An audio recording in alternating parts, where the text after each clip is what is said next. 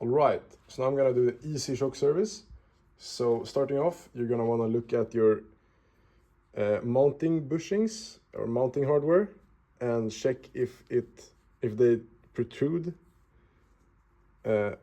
outside of the shaft.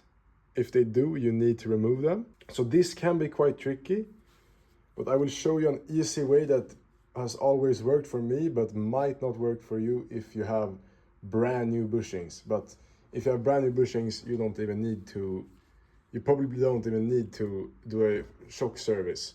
So this is my easy way. Go to the edge of a table. Here I have the edge. And then just put it facing down the bushing without any of these spacers. And then just press down on the shaft. And you will see it have smoothed almost all the way to the one side. Now you would actually need another tool, not really a tool, but something that is smaller than the mounting hardware. So I'm gonna use a socket and then just put that. Also there, make sure it's in the middle and then just press down. You can see mounting hardware and the shock without mounting hardware. So this next part is also going to be kind of tricky. And the first thing you're going to do is remove all the air from the shock.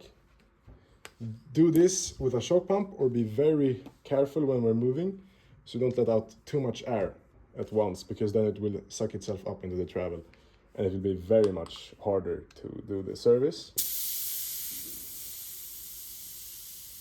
So you'll see it sucks in and then it stops when the chambers are equalizing.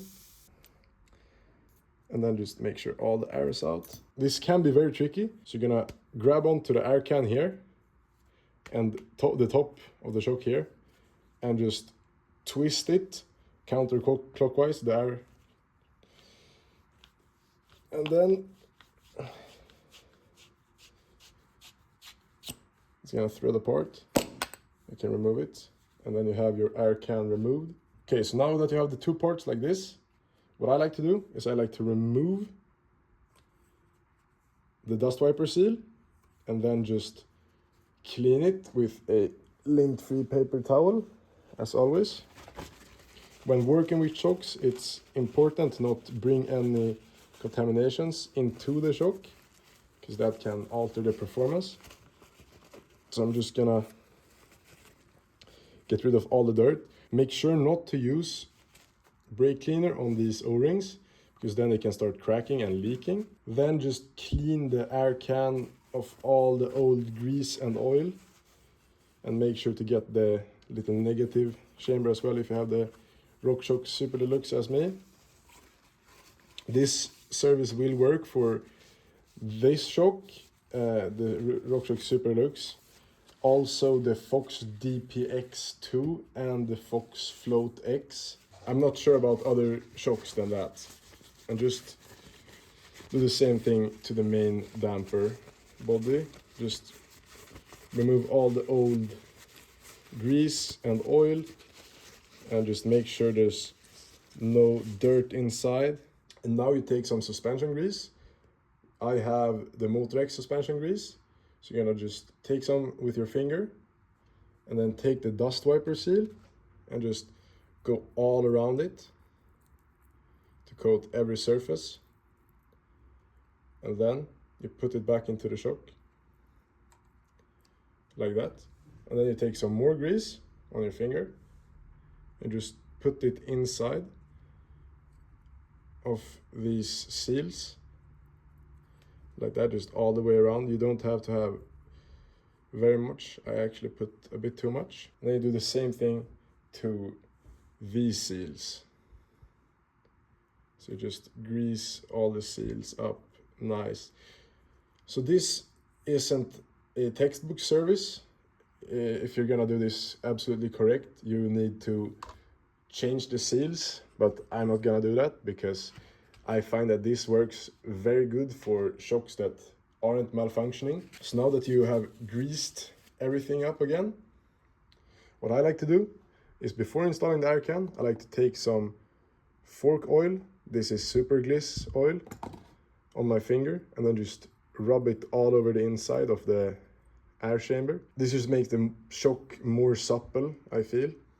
And then just take the air sleeve and the main part and just put them together like this. Push them together. And now we're getting to the last tricky part. So now, when everything is greased up, you want to degrease the outside, because now you're gonna need to use all of your strength to push it together. You can actually push it down on the tabletop and then thread the air can. And once it gets started, it's very easy. Just keep threading. And now I like to put on my gloves again and wipe off all the excess grease so I can tighten the air can down properly. It isn't actually specified how much torque you need. It's just like until it stops, because once you have air pressure, all the pressure pushes on the threads, which makes it very tight. So I just like to get it as tight as possible with your hands, like that. Then it's done. You can put the sag indicator back on. And that is how you do a easy shock service, kind of a sheeting shock service, but it will feel amazing and almost like when you do a brand new service, almost even better because the O-rings have already worn in. So I like to do this. It's cheap, it's nice, and it keeps the bike running for longer. And now just reinstall the bushings, and you can do it the same way, but like by pushing them on the table.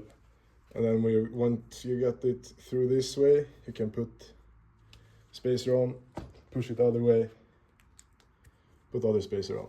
And we're gonna fill it once it's inside of the bike.